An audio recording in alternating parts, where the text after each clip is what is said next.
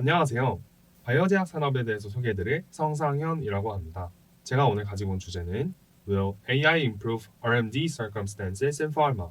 Pharmaceutical Industry Forecast. 즉, AI가 정말 제약 산업에 있어서 R&D의 상황을 긍정적인 방향으로 전환시킬 수 있을까에 관한 주제 하나와 제약 산업 전반에 대해서 제 인사이트를 첨가하여 정보를 전달드리려고 합니다. 우선 인트로부터 차차 알아가 보면요. 바이오 제약 산업은 고령화 사회로 전환되는 과정 속에서 지속 가능한 사회를 유지하기 위해 꾸준한 투자를 바탕으로 탄탄한 기반이 마련되어야 하는 산업입니다. 2022년 7월 11일 유엔에서 발표한 World Social Report 2023에 따르면 65세 이상의 인구는 빠르게 증가할 것이며 65세 이상 세계 인구 비율이 2021년 10%에서 17%에 육박할 것으로 예상이 됩니다. 인구수로만 따지면 7억 6,100만 명이 16억 명이 되는 어마어마한 수치인데요. 기대 수명의 증가가 이를 뒷받침해 줍니다. 1950년대부터 시작해서 계속해서 2023년까지 기대 수명이 점차 늘어나고 있습니다.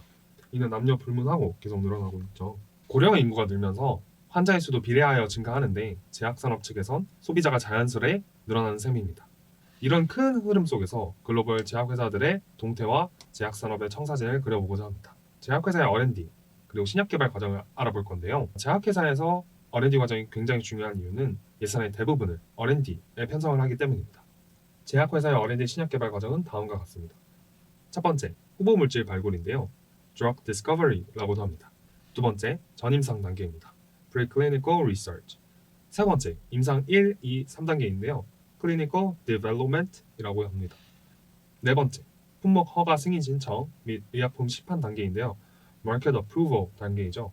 다섯 번째, 시판 후 조사 및 모니터링 임상 4단계. Post Marketing Surveillance, Pharmacovigilance 이렇게 해서 총 5단계에 걸쳐서 신약개발 과정이 진행이 되는데요. 이 제약회사의 R&D 신약개발 과정은 가치투자 과정과 매우 유사함을 알 수 있습니다. 가치투자 프로세스는 총 5단계에 걸쳐서 종목 탐색, 종목 조회, 정상적 리서치, 가치평가, 포트폴리오 관리 이 순서대로 진행되죠. 이를 단계별로 제약 산업에 있어서 신약개발 과정과 상응토록 배치해 보면 다음과 같습니다. 첫 번째, 종목 탐색은 후보물질 발굴 단계와 유사합니다. 두 번째, 종목 조회 단계는 전임상 단계와 유사합니다. 세 번째, 정석적 리서치 단계는 임상 1, 2, 3단계와 유사합니다. 네 번째, 가치평가 단계는 품목 허가 승인 신청 및 의약품 시판 단계와 유사합니다. 다섯 번째, 포트폴리오 관리 단계는 시판 후 조사 및 모니터링 단계, 즉 임상 4단계와 유사한데요. 제가 오늘 추후 소개해드린 내용 중에서 가치투자 과정과 매우 유사한 과정 그리고 요인들이 많은데요. 이 부분에 좀 주목을 하셔서 보시면 좀 더 흥미롭게 시청하실 수 있을 것 같습니다. 제약산업은 지속적인 연구 개발 및 투자의 결과가 기업의 성과와 연결되는 특징을 가지고 있습니다. 전 세계 제약회사 R&D 지출은 점차 증가하고 있으며 고용인당 기준으로 제약회사는 전체 제조업 평균보다 R&D에 약 13배 더 많은 투자를 합니다. 하지만 투자 대비 수익률은 점차 감소하고 있는 실상인데요. 투자 대비 수익률을 극대화하려면 다음에 4가지 요소를 충족시켜야 합니다. 발굴에는 후보 물질의 퀄리티가 좋아야 하며 후보 물질 발굴에 충분한 시간을 들여야 합니다. 그리고 최대한 많은 물질을 분석해야 하고 임상 단계로 진입하는 물질의 비율이 높아야 합니다. 이 역시 가치 투자 단계에서 IR을 극대화하는 방법과 유사함을 알 수 있는데요. 후보 물질 발굴 단계의 단축이야말로 이후 임상 단계부터 시판 과정까지 쏟는 시간과 비용을 가성비 좋게 만들어줍니다. 이룸스 러에 대해서 설명을 드릴 건데요. 이 그래프는 인플레이션을 감안한 로그 스케일의 그래프입니다. 지난 60년 동안 승인된 신약의 수를 10억 달러 R&D 비용으로 나누게 되면 그 값이 1950년 이후 9년마다 절반으로 줄었고 현재 약 80배 수준으로 감소하였는데요. 이러한 현상을 이룸스 러라고 칭하는데 무어스 러의 철자를 거꾸로 한 것입니다. 무어스 러는 일반적으로 기술의 발전이 기하급수적임을 의미하는데 1970년대부터 개발되기 시작한 마이크로칩의 성능이 2010년까지 2년마다 2배로 증가함을 바탕으로 골든 무어가 고안한 용어입니다. 수십 년에 걸쳐서 제약산업은 발전을 거듭해 왔습니다. DNA 시퀀싱, 엑스레이 크리스탈로그래피의 처리량은 증가했고 약물을 컴퓨터로 디자인하는가 하면 HTS의 개발로 테스트 과정에서의 획기적인 비용 절감이 이루어지기도 했습니다. 지난 60년 동안 과학의 발전이 자명함에도 임상 단계에 진입한 이후 시판되는 약물은 약 10%에 불과합니다. R&D 과정을 세분화하거나 규모의 경제가 성립하는 경우엔 그 역으로 또는 비용 절감을 위해 아웃소싱할 수도 있습니다. 이처럼 단순히 시간과 비용의 문제로 간주하고서 단시간에 재무제표상으로의 개선을 이루어낼 수 있겠지만 60년간의 끊임없는 하락이 근본적인 문제 해결이 계속해서 이루어지지 않고 있다는 것을 증명해 줍니다. 이름스 러를 찾아낸 잭 스캐넬 박사님의 의견과 제가 리서치한 내용 그리고 제가 약간의 의견을 첨부해서 그 이유를 총 4가지로 소개해 드리자면 첫 번째, 약물은 점진적인 개선보단 획기적인 개선을 필요로 합니다. 이름스 러에서는 이를 better than the Beatles problem 이라고 하는데요. 비틀즈가 정말 메가 빅 히트를 쳤죠. 근데 그만한 앨범을 만들어낼 밴드나 가수가 또 나올 수 있을까요? 정말 극소수겠죠. 이것이 동일하게 제약 산업에도 적용이 되는데요. 시중에는 이미 효과로서 입증된 의약품들이 허다합니다. 신약의 경우에는 이보다 뛰어난 효과를 입증해야만 합니다. 가격과 같은 측면에서 뛰어나게 합리적이지 않다면 시중의 약보다 효과가 떨어지는 약물을 승인한다는 것 자체가 윤리적인 문제와 결부가 됩니다. 그마저도 효과를 입증하려면 더 많은 임상과 R&D 투자가 뒤따르게 됩니다. 두 번째, 제네릭 의약품 때문인데요. 2019년에 이르러서야 미국에서 처방된 의약품 중 제네릭이 차지하는 비율이 90%를 넘어섰습니다. 블록버스터급 의약품을 개발할 아이디어는 정말 넘쳐나는데 막대한 비용을 투입하여 승인받은 신약은 10에서 15년 뒤 특허가 만료되고 난 후에 10분의 1 가격으로 더 좋은 효과를 가진 제네릭 의약품에 의해 매출이 급감하게 됩니다. 이처럼 제네릭 의약품이 시장 매출의 대부분을 차지하게 되면서 R&D 투자는 압박받을 수밖에 없고 스타트업들은 리스크는 적고 돈이 되는 제네릭 사업에 뛰어들게 됩니다. 1970년 이전에 발견되어 출시된 항생제와 1990년대 초반에 발견되어 출시된 항우울제가 그 예시입니다. 당시에 발견된 항생제와 항우울제는 더 이상 네로라는 신약을 개발하고 있지 않습니다. 신약 개발은 공공재와 같은 특성을 띱니다. 특정 기업이 리스크를 감소하고 신약을 개발해내면 10에서 15년 내에 특허가 만료된 후에는 경쟁사들이 관련 정보를 대가 없이 이용할 수 있게 됩니다. 특허 만료라는 위험을 수반하더라도 오리지널 의약품의 개발을 지속하는 회사는 그만큼의 여유가 되는 대형 제약회사뿐일 것입니다. 이마저도 최근 추세는 R&D라는 직접적인 리스크를 감수하기보다는 신약 개발을 진행 중인 중소형 제약회사를 M&A 해나가면서 돈으로 기회를 사는 중입니다. 대형 회사의 독점 체제는 굳건해지고 특허 만료로 형성되는 제네릭 시장은 치킨 게임 중입니다. 이름스 러를 해결하려 하는 개별 기업이야 존재는 하겠다만 지난 60년간의 제약 산업 전반에 걸친 문제를 해결하는 과정에서 특정 대형 제약 회사들의 그 규모 자체가 발목을 붙잡을 것입니다. 규모가 큰 만큼 그 조직이 바뀌는 데는 큰 노력과 기나긴 세월이 필요하겠죠. 추가적으로 정보를 알려드리자면 제네릭 의약품은 제가 좀 이따 설명해드릴 합성 의약품의 카피약입니다.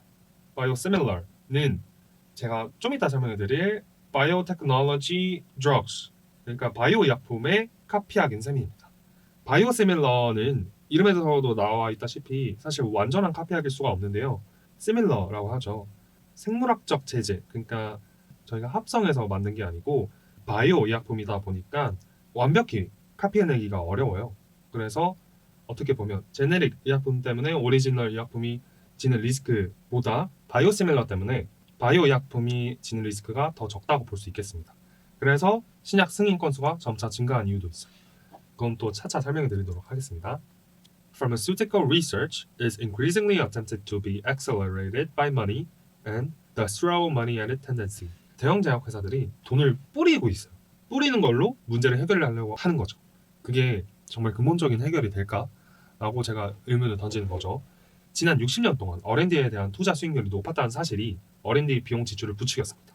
투자 회수 기간이 길다는 점은 투자의 효과를 명확하게 진단할 수 없도록 만듭니다. 또한 대기업에서는 성과를 예산의 규모와 동일시하는 경향도 있는데요. 생산성을 유지시키면서 R&D 예산을 삭감한다면 이름스 러를 해결할 수 있겠지만 호황기에 상대적으로 무분별한 지출이 이루어졌다면 비용 절감도 마찬가지로 무분별하게 이루어질 수 있다는 위험성이 있습니다. ROE, Return on Equity는 연간 Net Profit을 연간 평균 Equity Balance로 나눈 값인데요. 이 ROE는 자기자본 이익률이라고도 합니다. 자기자본 이익률은 단기 순이익을 평균 자기 자본으로 나누면 구할 수 있습니다. 이 ROE는 투입된 자본 대비 경영진이 자본을 얼마나 효율적으로 활용하고 있는지 측정할 수 있습니다. 이퀄리는 소유주가 장기 자산, 예로 공장 및 지적 재산을 들 수 있는데요. 처음에 투자를 했을 때 당장의 수익은 나오지 않지만 장기적으로 봤을 때 정말 비용 절감 효과가 있거나 추후 수익성을 기대해 볼 수 있는 것들을 장기 자산이라고 생각하시면 될 것 같습니다.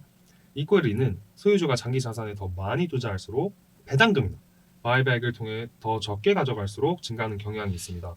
R&D에 큰 비중을 두는 사업은 R&D에 투자하는 것을 장기 자산에 지출하는 것이라 생각하여 이퀄리 밸런스에 기입할 수 있습니다. 따라서 ROE는 Financial Returns on its R&D Investment의 지표로 채택될 수 있습니다. 제약회사의 수익이 지나치게 R&D에 의존한다는 것은 R&D 투자가 이퀄리 밸런스를 지배하다시피 하는 것을 의미합니다. 이러한 방식으로 접근할 때 ROE 지표는 2000년대에 들어 감소했는데요. 다른 산업에 비해 ROE가 높았던 제약 산업에 비해서 이제는 그 장점을 잃어가고 있습니다. 제약 산업의 Financial Returns on its R&D Investment는 Internal Rate of Return (IRR을) 통해 측정될 수도 있습니다. IRR은 현금 흐름, 즉 제약 산업의 경우에는 초기 R&D 투자에서 발생하는 수익이라고 할 수 있겠죠. 현금 흐름에서 얻은 총 수익률이라고 생각하시면 될 것 같습니다. 일명 내부 수익률이라고도 하죠. 이는 ROE를 지표로 했을 때와 도표에 있어서 유사한 경향성을 보입니다. 그럼 어떻게 제약 산업은 1960년대부터 40년간 ROE 및 IRR 수치를 유지할 수 있었을까요? 단순히 생각하자면 Profit Growth가 증가하는 R&D 비용을 상쇄했기 때문입니다. 하지만 이는 꾸준할 수 없었고 결국 2000년대에 들어서 급증하는 R&D 비용이 Profit Growth를 압도하게 됩니다. 1960년대 초에는 업계의 순이익, 즉 Net Income이 R&D 지출의 약 2배에 달했습니다. 오늘날 제약산업 전체로 보면 총 R&D 지출이 순이익, Net Income보다 높습니다. 아이러니하게도 제약 혁신의 황금기는 R&D 투자가 지금보다 훨씬 덜 치열했던 시절에 이루어졌습니다. 네 번째, 지나치게 조심스러운 규제 기관 때문입니다. Ehrum's Law에서는 The Cautious Regulator Problem이라고 하고 Narrow Clinical Search Problem으로 서술하기도 합니다. 1960년대와 1970년대 사이에 신약 승인 건수가 급감합니다. 살리도마이드의 비극 이후에 FDA가 신약 승인에 대한 규제를 강화한 탓인데요. 사회는 의약품의 안전성을 최우선으로 생각하겠지만 규제 강화는 제약회사에게 있어 허들을 높이는 효과가 같습니다. 이 살리도마이드의 비극이라고 하는 것은 입더 치료제라고도 하죠. 독일 제약회사가 개발한 약인데요. 임부 기간 중 특정 기간에 이 약을 복용하면 100%에 가까운 확률로, 아니 100%의 확률로 무조건 기형아가 출산되었는데요. 정말 안타까운 사건이죠. 어령 그리고 SR 이성질체를 구분하지 못한 탓에 있습니다. 이 살리도마이드라는 약은 나중에 다른 적응증의 치료제로도 사용되기도 하는데요. 정말 아이러니하죠. 엄청난 비극을 만들어낸 약이 나중에는 잘 다룰 수 있게 되어서 또 다른 질환의 치료제로 이용이 되는 겁니다. 근데 미국의 FDA에서는 이 임상 과정에서 약간의 문제점이 있는 것을 발견하고 애초에 수입을 금지했습니다. 그래서 이런 약물의 개발에 대한 규제가 좀 필요하다고 생각이 들기 시작한 때가 이 1960년대 그리고 1970년대 사이인 것 같아요. 까다로운 규제 기준에 맞는 신약 개발은 R&D 비용 지출을 초래할 수밖에 없습니다. 이면에는 진입 장벽을 높인다는 점에서 대형 제약회사에게는 도움이 될 수도 있겠네요. 유전체학의 발전과 더불어서 생명공학에 대한 연구가 활발해졌고 HTS가 개발되었습니다. 더 많은 물질들을 빠르고 값싸게 후보선상에 올릴 수 있게 되었지만 임상 3단계 그 모두를 통과할 가능성은 50여 년간 변함이 없었습니다.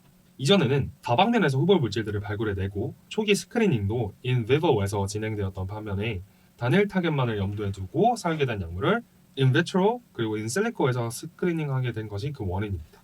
예전에는 체내 내에서 실험을 했다면 이제는 동물 실험체를 사용하거나 혹은 인체와 유사한 세포를 구성해서 세포에서 실험을 하거나 혹은 이제 데이터상 컴퓨터에서 인셀리코에서 실험을 할 수도 있게 되었습니다.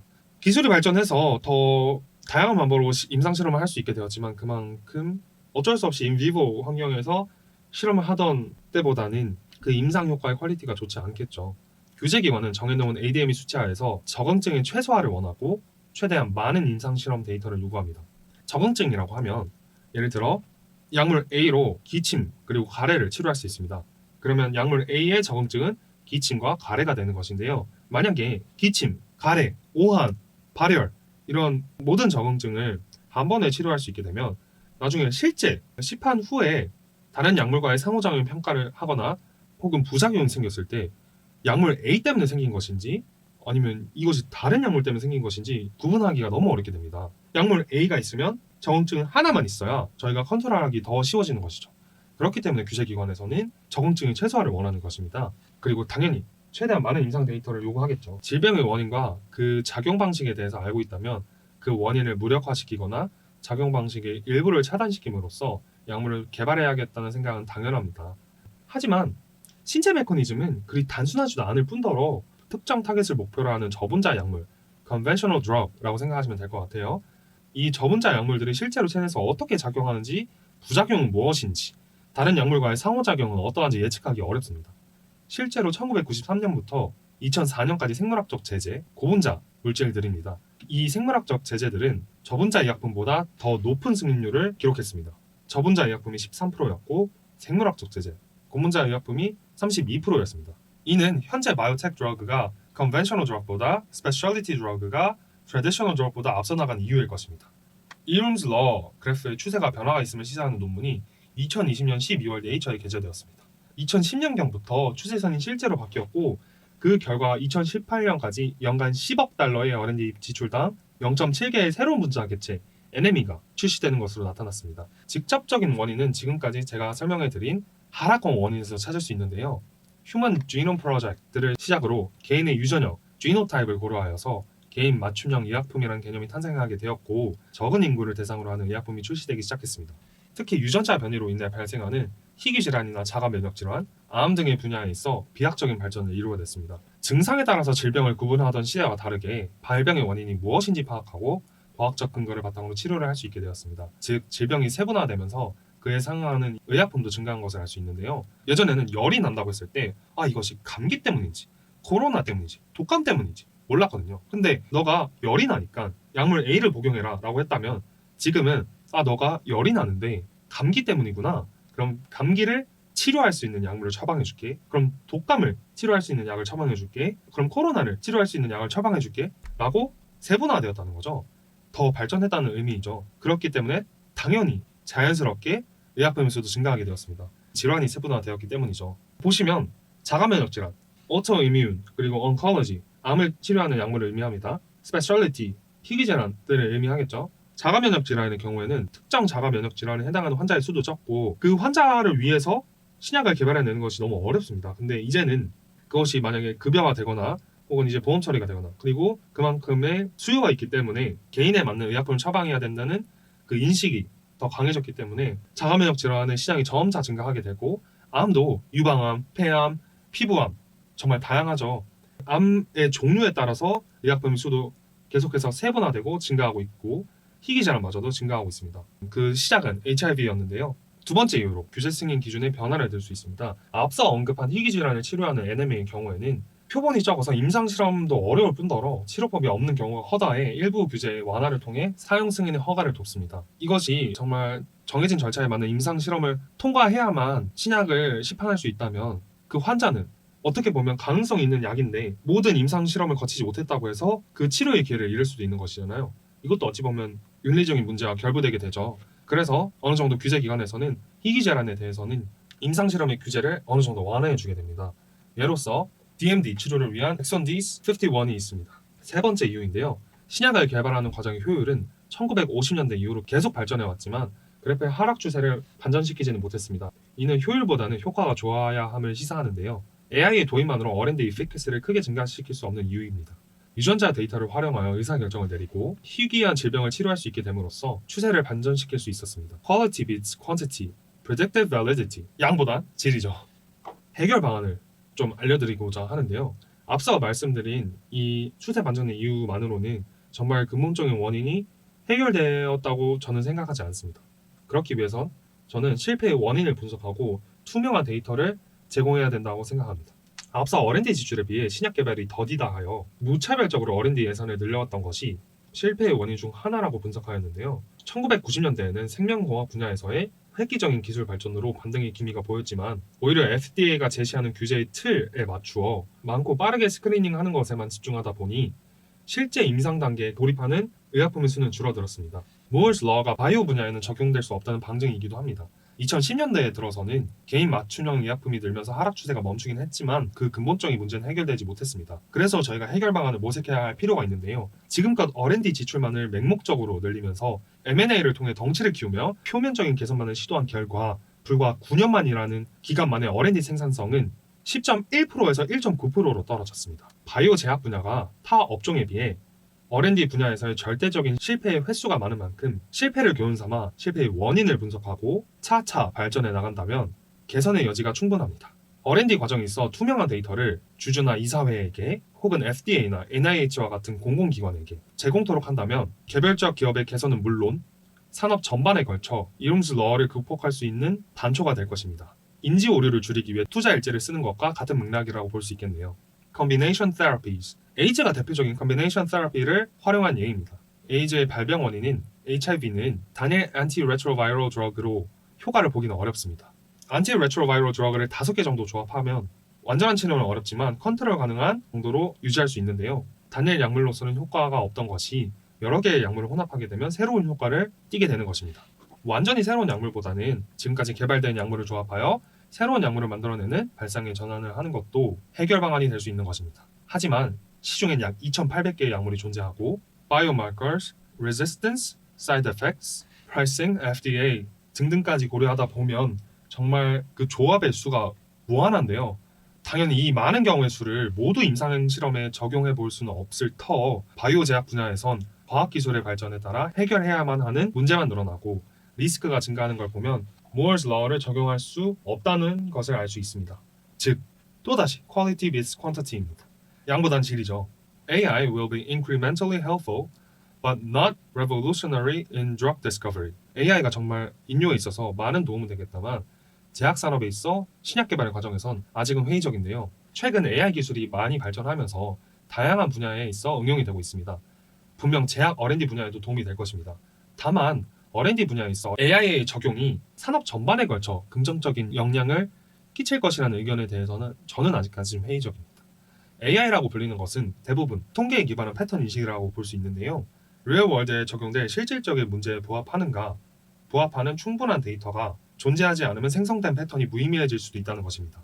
실제로 생물학, 의학, 약학 분야에서는 피-해킹이 만연하다고 알려져 있습니다. 월가아자님께서 소개하시기도 하셨죠. 편향된 데이터로 합숙된 AI가 편향되지 않은 결과를 도출할 것이라 기대하는 것은 큰 무리입니다. 더 나은 생물학적 데이터를 축적해 나간다면 AI의 활용성이 증가하겠지만 이 역시 많은 시간과 자원이 소요됩니다. 최근 프로틴 폴딩 프로블럼을 해결한 것을 포함하여 Structural Biology, Chemoinformatics, Bioinformatics, Computational Chemistry, Structural Biology, and Biostatistics와 같은 분야가 AI를 활용해 실질적 성과를 낼 수 있었던 것은 최소 수십 년에 걸쳐 양질의 데이터를 축적했기 때문입니다. 하지만 이룸스 러를 고려했을 때 근 60년간 축적된 데이터를 활용하여서 AI의 도움을 받아 제약산업이 비상할 수 있을지는 의문입니다.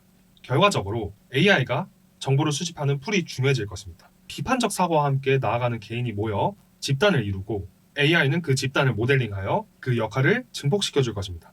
다음은 석박사 과정을 원에 비유한 그림이자 동영상인데요. 함께 시청하시죠. 저희가 학창시절에 습득한 지식은 다방면에 있어서 그 원을 확장해 나가게 됩니다. 그리고 대학에 입학하게 되고 과를 선택하고서부터는 그 특정 부분만 계속해서 지식을 파고들게 되죠. 그리고 석박사 과정까지 거치게 되면 저희 인류가 찾아낸 지식 하에서는 그 최전방의 지식까지 다다르게 됩니다. 그리고 석박사를 졸업하게 되면서 정말 조금의 유의미한 그 발전을 이루어내게 되는 것이죠. 그 조그마한 발전을 인류가 모두 힘을 합쳐서 그 원의 지름을 조금씩 확장해 나가고 있는 셈인데요. 인류는 습득할 수 있는 지식의 한계가 있고 응용할 수 있는 머리에는 한계가 있습니다.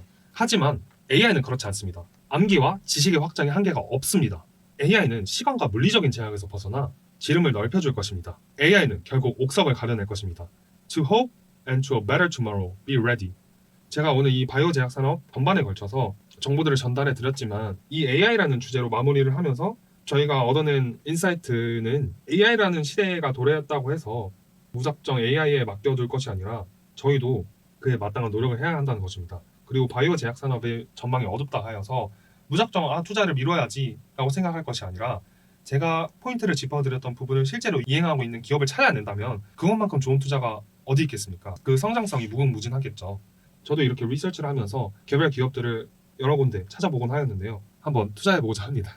저희는 어떻게 보면 월가제님이 뉴로퓨전이라는 회사를 통해서 나중에는 세라핀 AI라는 것을 만들 것이지 않습니까?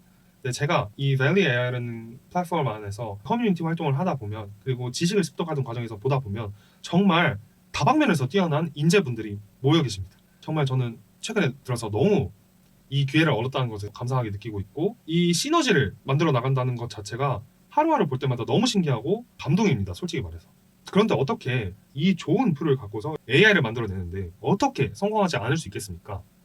나중에 이 세라핀 AI라는 프로젝트가 파이낸스라는 분야에서 성공을 하고 이 방법을 응용해서 다른 분야에까지 확장해 나가면서 성공을 이뤄낸다면 정말 저는 이 뉴로피전이라는 회사에 있어서 긍정적인 미래를 찾아보지 않을 수 없습니다. 다시 한번 말씀드리자면 quality beats quantity 좋게 봐주시길 바라겠고 시청해 주셔서 감사합니다. 다음에 또 좋은 기회로 또 좋은 인연으로 뵐 수 있었으면 좋겠습니다.